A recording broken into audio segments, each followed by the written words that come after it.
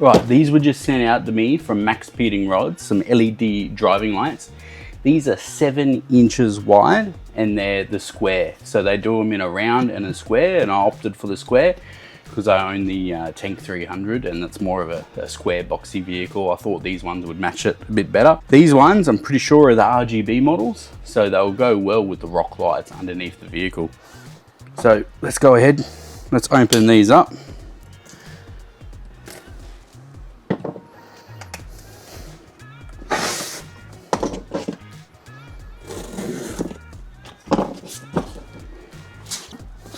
So here we go, we got a product manual, and inside they look bloody big. They look pretty awesome. So what do? We come with a wiring harness. It looks quite plug and play. What do we have? These are little clips that actually go on the lights itself. Let's get one of these out. So that one sits in there. So that'll clip on.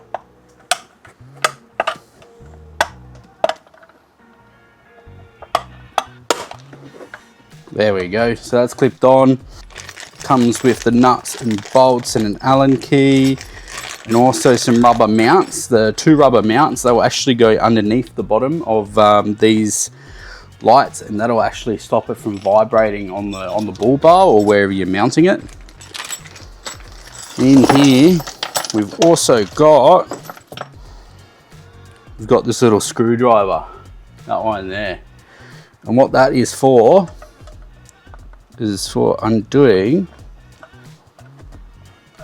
this. So you should be able to get underneath and pry it up and it comes off.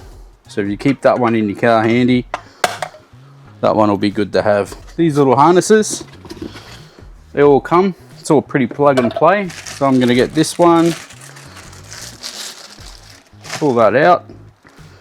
So we got a negative and a positive O terminals, which will go onto the battery.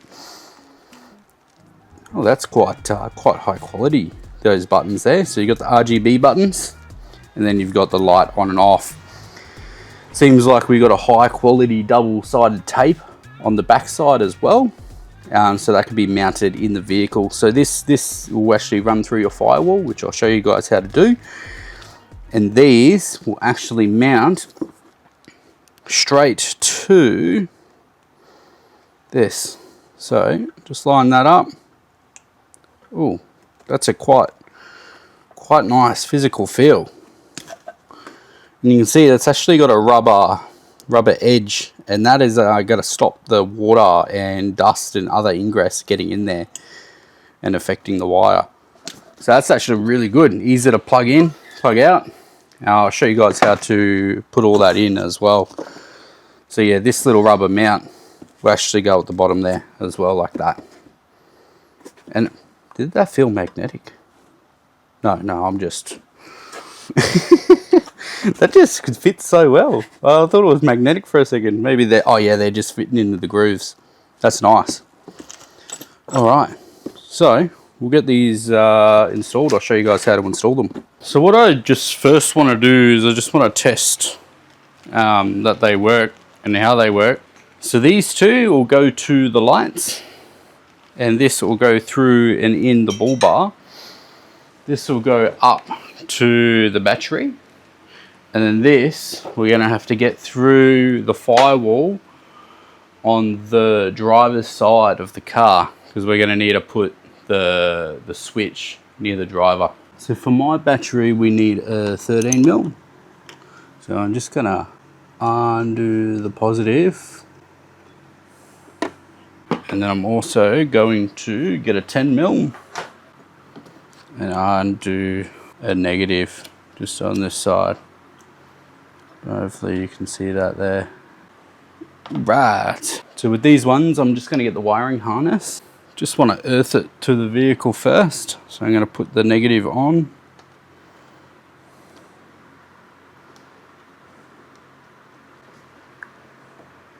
There we go. And then I'm going to get the positive I'm going to chuck that on and screw that back on.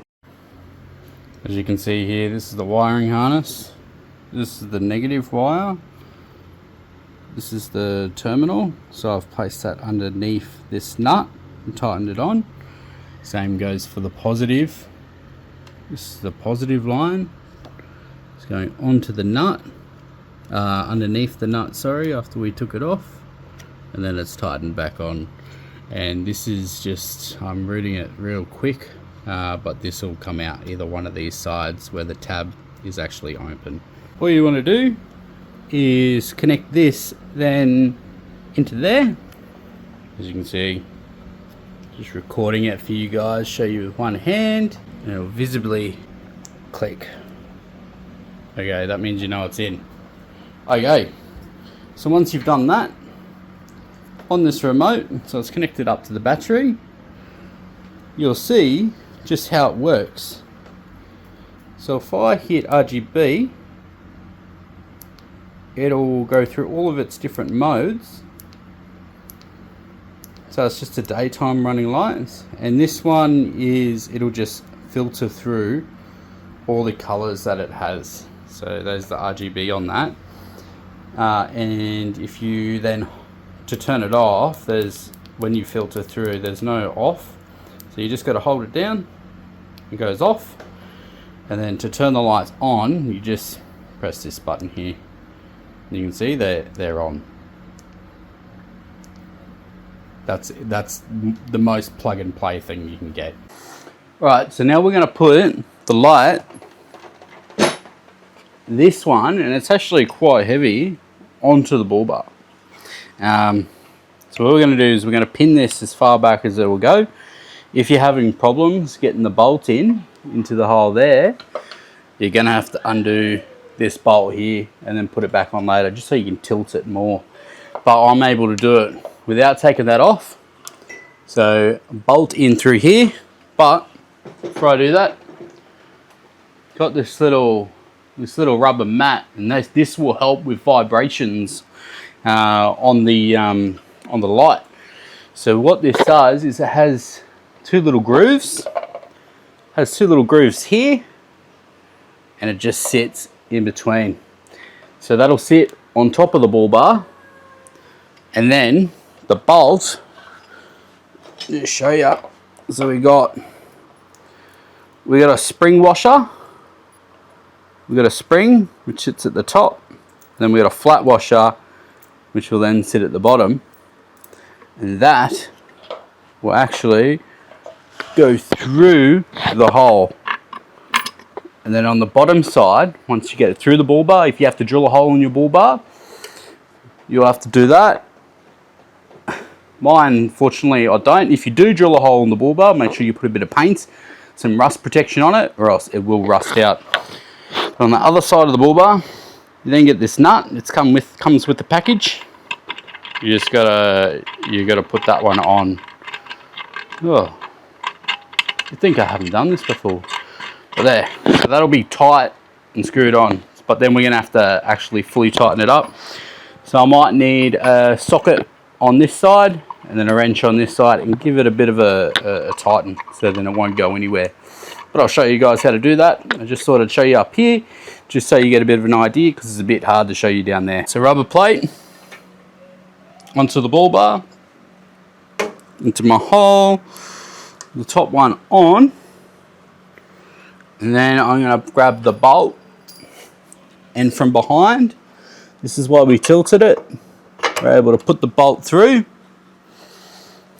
the nut, just by holding it and not dropping it so you don't damage it. We're just going to tighten it on the other side, just by hand for now. Alright, so it's tightened by hand and it's staying there, and we're actually just going to grab the right size socket. So I'm just going to get my 19 wrench on the top, just to get over it, and then I'm going to get my other 19 socket on the bottom, and then I'm just going to start tightening that up.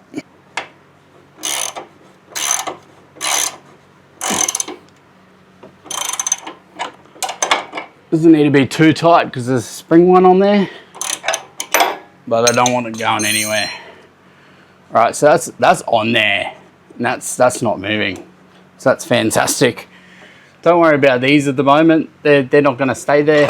They'll actually come undone, and it's all going to get routed through the back. That was just there for testing. In my particular bull bar, with these cables, I can actually run down through this, down and in. So that'll keep the wiring nice and clean. As you can see, it's going down and in. But you might have to run behind, or maybe even through the grill. Just make sure if you do run through the grill or something, you get some conduit. So you just want to avoid rubbing. You don't want the wire to rub on anything that's moving, so you want to put that around it just to give it a bit more protection. Just like up here, I'm running some cabling, so I've got the conduit because that'll rub over time, and I just want to make sure it's protected. You know, even though this sleeve is already quite protected, I'm just going to run some conduit over it anyway, just to give it that extra bit of protection that I'm talking about. You can see there's a whole nother layer, protecting it. We do have, I believe these are about 200 watts. It does have the fuse on it up near the battery end, which is fantastic. That's what you want. I know of some other products that definitely they don't come with a fuse, and you gotta DIY that yourself. This is definitely a really good plug and play kit. So I've had to put this camera inside in front of the aircon for a bit because it's just overheated. Because it's 36 degrees where I am today, and it's not the best. So right now I've just finished wiring up the conduit around the cable for the length that I believe will rub on the car in places. So just down here you can see I have rubbing around here, around there. I have rubbing between the radiator and the front grille, but it's good they're generous with the cable, which is fantastic. And now I need to find a place to put that slack. With this one, this is the cord that'll run in through the cab. So with the switch, so you can see I've planned it where it'll go through the front. You can see I've already done some wires here, so that'll go under the zip ties. That'll come through and under, and then back here, firewall, which I'm going to poke a hole in, and then I'll actually be able to put this through. So now I've got the wire, so that'll be mounted up here somewhere, so I can press the button, or even up higher. I can pull it through. It's still got a bit of slack. You can see she's still got a fair bit of slack. I'll just tuck that down in the engine bay. What else have I done? So the wire going from the battery, this is it. So over here I got the positive wire, which isn't getting pinched anymore. And over here, yeah, I've got the negative. So it's running through, and I've actually got the tube running underneath out of harm's way. And then I've got it coming up here. So it's zip tied on, so there's no movement there. And I've also got it zipped down here. And what I've also got is it's running down and through a gap between the headlight and the bottom of the car. So just under here, this one here is then running underneath, and you can see the conduit starts there on the bit where it might rub. I've put a little bit of conduit, and then it's running up into the lights. So first off, this wire, since it's running loose, I'm going to zip tie up here, so up on this bar, just so there's no movement. And then I'm going to do the same up in here, because that's where the winch lies, and I don't want this to move and get caught on the winch.